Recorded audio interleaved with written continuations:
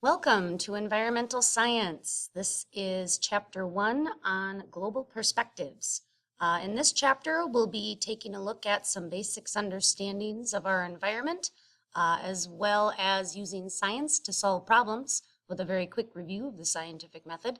And finally, we'll take a look at making environmental decisions. In this course, we will be studying not just plants and animals and what they do out in the wilderness, but we will also take a look at how humans interact with the environment. Environmental science includes that human aspect. So we can find environmental science out in nature or really in the deep heart of the city as well. Different types of environmental problems that are out there. We will take a look at each of these in depth, a little bit more in Environmental Science 2. Endangered species, pollution, all types of air pollution, water pollution, soil pollution. Global warming and climate change is a rising concern, as well as deforestation and population control. We'll go over some kind of main problems that cover a large group of environmental science concerns. Many of them have to do with resource depletion. A resource is any natural substance that any living thing needs to use. There's a common misconception in the media that resources are always something that is rare or something that is being competed for. Not necessarily. Resources, it can be sun, the air, plants, minerals, fossil fuels. So there's lots of different types, and we have them into two basic categories. Non-renewable resources, once they are used, they are used. So these resources cannot be replaced after they are depleted. In the case of minerals, once they are mined and manufactured and used for whatever purpose they are used for, they're out of the ground. They don't grow back like crops do every year. Same thing with fossil fuels.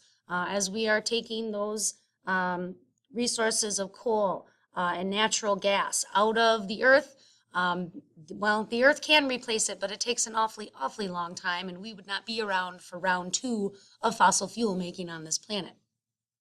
Renewable resources, on the other hand, these are continuously replaced as they're being used.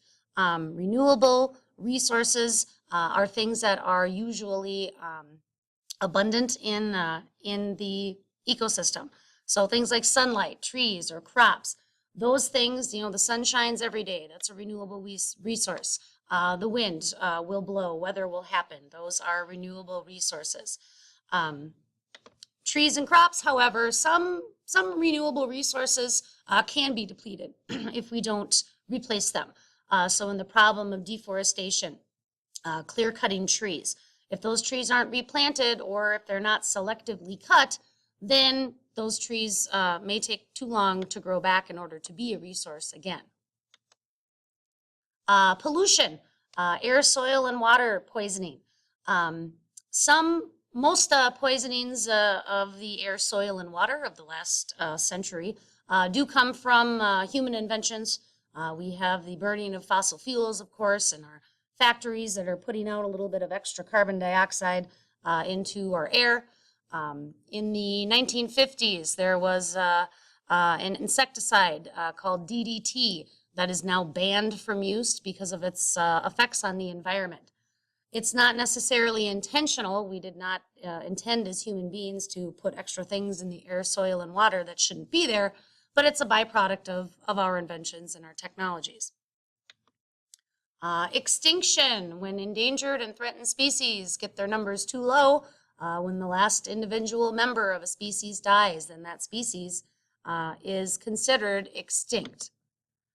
Most extinctions, again, in the last few centuries have been caused by humans. The dodo bird, for example, was hunted to extinction.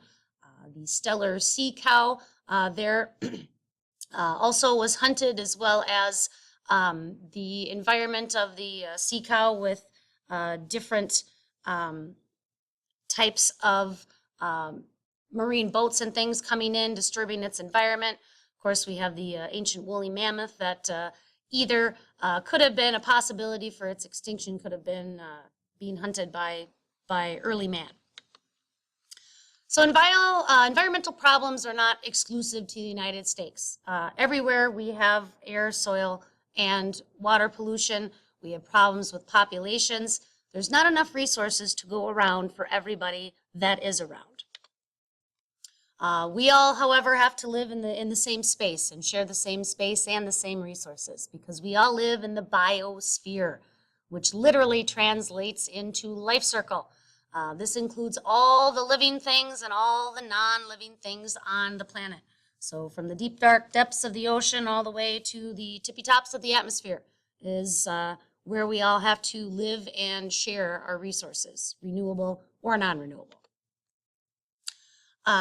When we talk about different resources being used by different countries, we can kind of categorize countries into developed or developing countries.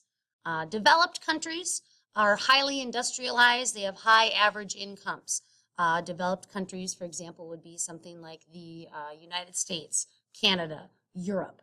The majority of people can afford food, shelter, space, healthcare, and the like. So developed nations are highly industrialized. The majority of their resources are consumable, and a lot of developed countries use non-renewable resources as well.